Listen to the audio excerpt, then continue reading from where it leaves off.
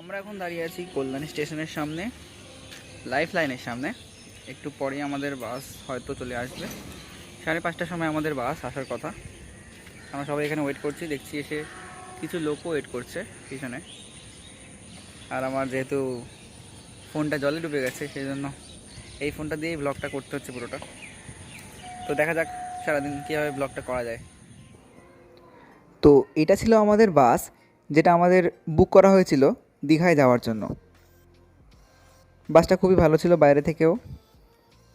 এক এক করে আমরা উঠে পড়লাম, প্রথমে মা, তারপরে বাবুন, তারপরে আমি। ভিতরে গিয়ে সে এক অন্য দৃশ্য, যেমনটা বলা ছিল ঠিক ঠিক তেমনই। এসি কোচ পুরোটা, একটা দারুণ লাক্সারিয়াস বাস, সিটগুলোও কমফোর্টেবল। বাসটা ছাড়লো কল্যাণী থেকে একটু একটু করে, এবং মাঝখানে কাঁচরাপাড়া, হালিশহর, নৈহাটি বিভিন্ন জায়গা থেকে আরও অনেক সহযাত্রীরা উঠল দীঘার উদ্দেশ্যে। পথে বাবুনের নিয়ে যাওয়া ছোলা সেদ্ধ খাচ্ছিল বাবুন। আর এটা হলো সেই দৃশ্য যখন আমাদের প্রচণ্ড ঠান্ডা লাগছিল এসির জন্য। আর এটা হচ্ছে কোলাঘাট। কোলাঘাটকে বলতে পারেন দীঘা এবং কল্যাণীর মাঝখানের একটি প্রায় মধ্যবর্তী জায়গা, যেখানে নেমে আমরা ব্রেকফাস্ট করছিলাম। আর এটা আবার বাসে ওঠার পরে আমার অবস্থা, অত্যন্ত ঠান্ডা লাগার জন্য আমি এরকম একটা কাপড় জড়িয়ে নিয়েছিলাম মাথায়। কল্যাণী থেকে দীঘায় যাওয়ার যে রাস্তাটুকু, সেটা বেশ খানিকটা হলেও রাস্তার অবস্থা খুব একটা খারাপ নয়। রাস্তাটা খুবই ভালো এবং ট্রাফিক জ্যামও খুব একটা নেই। তারপরে বাস থেকে নেমেই আমরা এই ভদ্রলোকের একটি রিক্সা বা একটি ভ্যানের মতো চারিদিকে ঘেরা এই গাড়িটা করে আমরা চলে গেলাম আমাদের হোটেলের উদ্দেশ্যে। আমরা ছিলাম যে হোটেলে, তার নাম ছিল হোটেল রোজানা, আর এটা ছিল আমাদের সেই হোটেল রুম। আমরা সমস্ত লাগেজ রেখে দিয়ে আমরা চলে আসলাম টোকিও ইন বলে একটা হোটেলের রেস্টুরেন্টে। আমাদের হোটেলেও রেস্টুরেন্ট ছিল, তবে সেটা সেদিনকে বন্ধ ছিল বলে আমরা আর সেখানে যাইনি। আমরা চলে এসেছি এই রেস্টুরেন্টটাতে। এখানেও বহু মানুষ এসেছিলো খাবার খেতে, সকলেই লাঞ্চ করতে এসেছে। বাবুন আর মা নিয়েছিল একটা ফিশ মিল, যেটাতে অনেক কটা তরকারি ছিল, আর আমি নিয়েছিলাম এই ফ্রাই রাইস আর চিলি চিকেন। তারপরে খাবার দাবার খেয়ে একটু রেস্ট নিয়ে আমরা বেরিয়ে পড়লাম দীঘা দেখার জন্য। দীঘার সমুদ্র একেবারেই প্রথমবার আমাদের সকলের জন্যই, আর বাবুন মায়ের জন্য সমুদ্রটাই একবারে প্রথমবার। কারণ কদিন আগেই আমি মৌসুনী আইল্যান্ড গেছিলাম, তখনও বিচের সম্মুখীন হয়েছি আমি, কিন্তু দীঘার সমুদ্র বলা যায় তিনজনের কাছেই নতুন। এখানে অনেক কটা দোকানপাট ছিল, যেগুলোতে পেন, চাবির রিং, এই সেই অনেক কিছু বিক্রি হচ্ছিল। আর দীঘার মধ্যে একটা আলাদাই সৌন্দর্য রয়েছে। দীঘার সমুদ্রের দিকে তাকালেই একটা আলাদা শান্তি পাওয়া যায়, এটা আমি বুঝতে পেরেছিলাম। সেখানে প্রচুর পর্যটক এসেছে ঘুরতে। আর আমরা এমন একটা সময় গিয়েছি যখন বৃষ্টি পড়ছিল, তাও আমরা কোনো সময় বৃষ্টির জন্য পিছিয়ে থাকিনি। আর এই ভিউটা আমি পেয়েছি একটা ভিউইং টাওয়ার থেকে। সম্ভবত এই টাওয়ারটা পুলিশ কর্মীদের জন্য ওপর থেকে নজরদারি রাখার জন্য, কিন্তু তাও মানুষে উঠছিল এবং আমি এই ভিডিওটা করার জন্যই উঠেছিলাম। নিচে তো হাওয়া ছিলই, আর ওপরে যা হাওয়া ছিল তা বলে বোঝানোর নয়। দেখতেই পাচ্ছেন আপনারা যে এখানে কত মানুষ, যাদেরকে ছোট্ট ছোট্ট দেখাচ্ছে, কিন্তু সত্যি বলতে ওপর থেকে সমস্ত দৃশ্যটা যখন নিজের চোখে দেখবেন আপনি, তখন মনটা জাস্ট ভরে যাবে।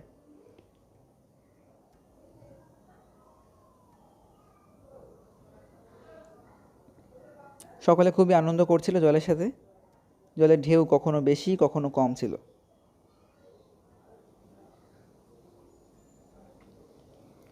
নিচের দৃশ্য আর ওপরের দৃশ্য একেবারেই আলাদা দৃশ্য।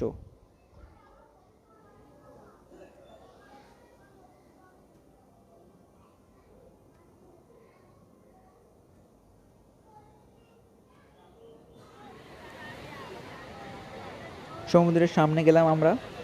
আমি কতবার করে বললাম মা আর বাবুনকে যে জলের আরও সামনে চলো, ওরা কিছুতেই যেতে চাইলো না। তার একটা কারণ যদিও রয়েছে, বৃষ্টি হচ্ছিল, আর দ্বিতীয় কারণটা সবসময় ভয়ই থাকে।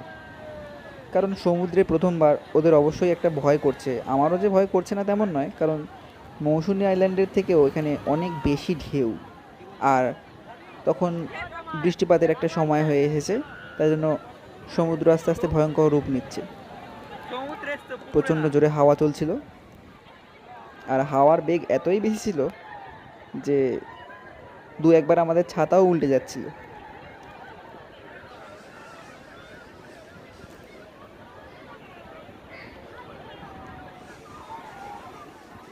আগের মতো যাতে এই ফোনটার আর ক্ষতি না হয় সেই জন্য এখানে একটা প্লাস্টিকের ব্যাগের মতো পাওয়া যায়, যার মধ্যে ফোন ভরে রাখা যায়।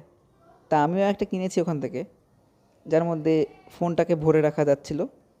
আমিও ফোন ভরে রেখেছিলাম, বাবুনও ফোন ভরে রেখেছিল, যাতে জলের মধ্যে পড়ে গিয়ে আবার আগের মতো অবস্থা না হয়।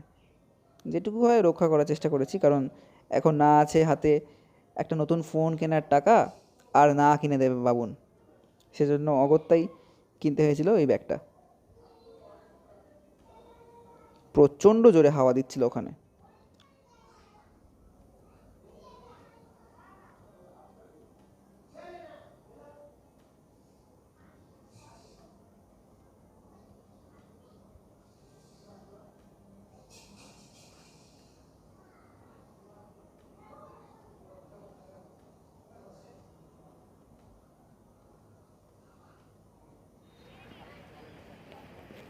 আর এটা হলো ওখানকার একটা লোকাল মার্কেট।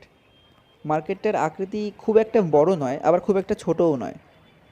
সামনে প্রচুর পরিমাণে খাবার দোকান, হোটেল ইত্যাদি রয়েছে, আর রয়েছে কিছু জিনিসপত্র কেনার দোকান। আমরা হোটেলের লিফটটা ইউজ করে বারবার হোটেলে ঢুকছিলাম আর বের হচ্ছিলাম, কারণ আমরা গেছি দুদিনের জন্য মাত্র। তাই এখন যদি না ঘুরি আর কখন ঘুরবো, এই ভেবেই আমরা বারে বারে ঘুরছিলাম।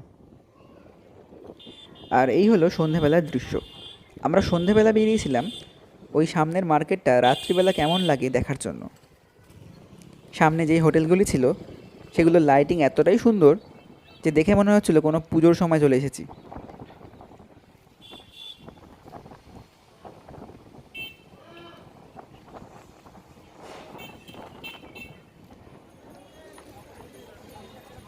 ঝিরিঝিরি বৃষ্টির পরে আমরা যখন মার্কেটটা ঘুরতে গেলাম, তখন যে ভিড় দেখলাম তাতে বুঝতে পারলাম যে এই মার্কেট হচ্ছে এমন এক মার্কেট যে দিন হোক বা রাত সব সময় থাকে ভিড়ে ঠাসা।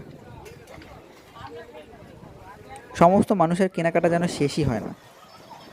কোথাও রয়েছে ব্যাগের দোকান, কোথাও ছাতার দোকান, কোথাও জুয়েলারি, সানগ্লাস, টুপি, চাবি রিং, আরও কত কী।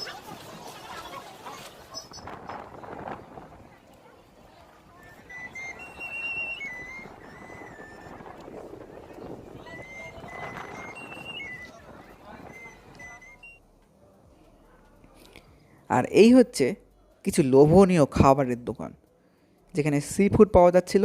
আর এই দেখতে পাচ্ছ একটা গোটা চিকেন ঝুলছে, দেখেই জিভে জল চলে আসার মতো। এখানে বিভিন্ন রকমের চিকেনের তন্দুরি দেখতে পাচ্ছ, আর রয়েছে কিছু লবস্টার, আরও রয়েছে বিভিন্ন রকমের মাছ। আমরাও এখান থেকে কিনেছিলাম, দু রকমের মাছ ভাজা কিনেছিলাম আর একটা তন্দুরি কিনেছিলাম। এটা হচ্ছে একটা খেলনার দোকান।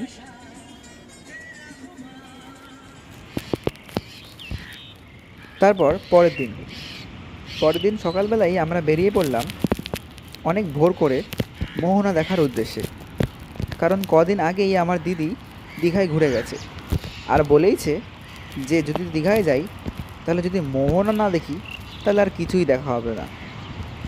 তাই জন্য সেই সুন্দর দৃশ্য উপভোগ করার জন্যই আমরা বেরিয়ে পড়লাম মোহনা দেখার উদ্দেশ্যে। টোটো করে আমরা চলে গেলাম সেই মোহনার দিকে। খানিকক্ষণ পরেই আমরা পৌঁছে গেলাম মোহনার দিকে। টোটো করে যেতে যেতেও যে দৃশ্যগুলো রাস্তার পাশে পড়ছিল সেগুলোও কোনো সিনারির থেকে কম নয়। এরপরে আমরা নেমে পড়লাম টোটো থেকে। টোটোওয়ালা বলে দিলেন যে সামনে একটু এগিয়ে গেলেই মোহনা। কমপক্ষে 500 থেকে 600 মিটার মতো আমরা হেঁটে গেলাম কথা বলতে বলতে। আর এই সকল ভিডিওগুলো আমি করেছি, বাবুন আর মা ছবি তুলছিল। আর মোহনায় পৌঁছানোর পরে সে কি অপরূপ দৃশ্য! এখানে রয়েছে ঘোড়া, রয়েছে চায়ের দোকান, মাছের দোকান, আর কাছেই রয়েছে একটা বিখ্যাত বড়সড় ফিশ মার্কেট, যেটাও তোমাদের এক্ষুনি দেখাবো।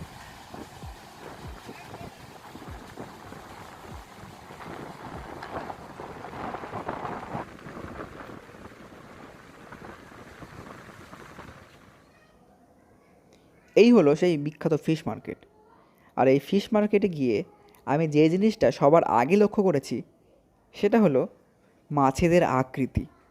কি বিরাট বিরাট আকৃতির মাছ এখানে, বলা চলে জায়েন্ট ফিশ। যে সকল মাছ আমি কখনোই অত বড় আকারে দেখিনি, সে সকল মাছের আকার এখানে বড্ড বড় ছিল, সমুদ্রের মাছ বলে কথা। এখানে ইলিশও পাওয়া যাচ্ছিল, চিংড়িও, আরও বিভিন্ন রকম সামুদ্রিক মাছ, যেগুলির নামও হয়তো আমি আগে শুনিনি, কিন্তু আকারে তারা বিশাল, এক একটা বিশাল বিশাল মাছ। দেখো সামনেই দেখতে পাচ্ছ একটা কীরকমের যেন চিংড়ি, জানি না এটা কী ধরনের চিংড়ি, কিন্তু তার আকৃতি বেশ বড়, সামনে দেখলে রীতিমতো ভয় লাগবে। পমফ্রেট রয়েছে, আর দেখতে পাচ্ছ ওখানে একটা অক্টোপাসও রয়েছে। এর থেকেও একটা বড় অক্টোপাস ছিল, যার ছবিটা তোলা হয়নি। সামনে দেখতে পাচ্ছ ঝিনুক রয়েছে, কাঁকড়া রয়েছে, এরকম অনেক কিছু পাওয়া যাচ্ছিল ওখানে।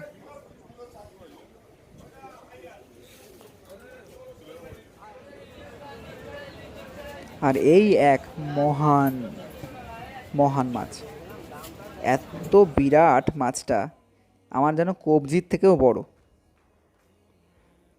আর এই হচ্ছে মোহনা, দূরে দেখতে পাচ্ছ একটা জঙ্গলের মতো দেখা যাচ্ছে, ওই জায়গাটা রয়েছে মন্দারমণি। আর সমস্ত নদী আর সমুদ্র ঠিক এই জায়গাটায় এসেই মিশেছে। বাবুন মজার ছলে সমুদ্রের জলের স্বাদ নিতে এগিয়ে এসেছিল। কতবার করে বললাম এখানেও ওদের সামনে আসতে, ওরা আসলোই না। বাবুন দিদিকে ভিডিও কল করে দেখাচ্ছিল আমরা কীরকম মজা করছি। আসলে হয়তো ওদের হিংসেই হচ্ছিল বলা যায়। ওরা যেভাবে এসেছে, যে সময় এসেছে, ওরা মজা করতেই পারেনি। হ্যাঁ, আমাদের সময়তেও বৃষ্টি হয়েছে, কিন্তু ওদের সময়তে বড্ড বেশি বৃষ্টি হয়েছে। আর এই জায়গাতে দেখো ভ্যানের ওপরে সব জায়গায় একটা একটা করে কম্পিউটার বসানো রয়েছে, ল্যাপটপ বলতে পারো। আসলে ওরা ছবি তুলে দিচ্ছিল আর সাথে সাথে প্রিন্ট করে দিচ্ছিল, আমরাও করিয়েছি ওদের থেকে। ফিরে এসে আমরা চা খেলাম আমাদের হোটেলের সামনের দোকানটা থেকে। তারপরে একটা রেস্টুরেন্ট থেকে আমরা ব্রেকফাস্ট করে নিলাম। ব্রেকফাস্টে ছিল লুচি আর ঘুগনি টাইপের একটা তরকারি। তারপরে আমরা খেলাম একটু নারকেলের জল। আর এই মূর্তিটা একটা দারুণ ইন্টারেস্টিং মূর্তি, দেখতে যেমন কিউট তেমনই ভয়ঙ্কর। এই মূর্তিটার ভিডিও করার শখ আমার শুরু থেকেই ছিল, তাই জন্য আমি এই মূর্তিটার ভিডিও করতে চলে গেলাম। তারপরে দুপুরবেলা আমরা গোপাল ভাঁড়ের রান্নাঘর থেকে এই খাবারটা খেলাম,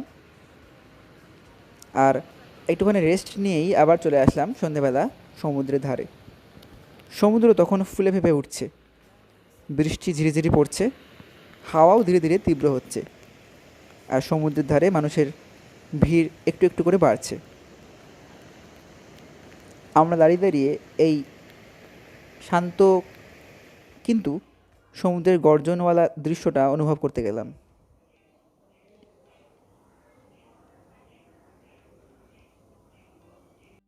ঠিক ওই মুহূর্তে দাঁড়িয়ে ভিডিও করাটা এতটাই কঠিন হয়ে দাঁড়াচ্ছিল, মানে হাওয়া এতটাই তীব্র ছিল যে দুই একবার তো আমার ছাতাই উল্টে গেছিলো। হ্যাঁ, হয়তো দেখে বোঝা যাচ্ছে না যে বৃষ্টি হচ্ছে, কিন্তু হ্যাঁ, এখানে বড্ড বৃষ্টি হচ্ছিল তখন। আর হাওয়ার গতি এতটাই যে সকলের ছাতা উড়ে যাচ্ছিল। সেখান থেকে ফিরে আমরা আর কিছু খাইনি, তবে হোটেল থেকে আমরা এক প্যাকেট বিরিয়ানি নিয়ে চলে এসেছিলাম হোটেলের ভিতরে। তারপরে নেক্সট দিন, যেদিনকে আমাদের চলে যেতে হবে, তাই জন্য সকাল সকাল উঠে আমরা লাস্টবারের মতো সমুদ্রর একবার এক দেখা দেখার জন্য চলে আসলাম সমুদ্রের সামনে। সেদিনও যথারীতি বৃষ্টি হচ্ছিল ঝিরিঝিরি। সমস্ত মানুষ বৃষ্টির মধ্যেই ছাতা মাথায় নিয়ে ঘুরতে আসছে। তারপরে এখানে মা আর বাবুন এসে ডিসাইড করছিল যে উৎপাতের জন্য আর কি নেওয়া যায়।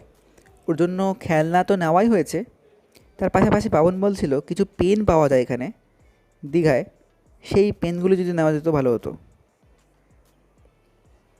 তারপরে আমরা এখান থেকে চা খেলাম, দীঘার স্পেশাল চা। তারপরে চলে আসলাম হোটেলে।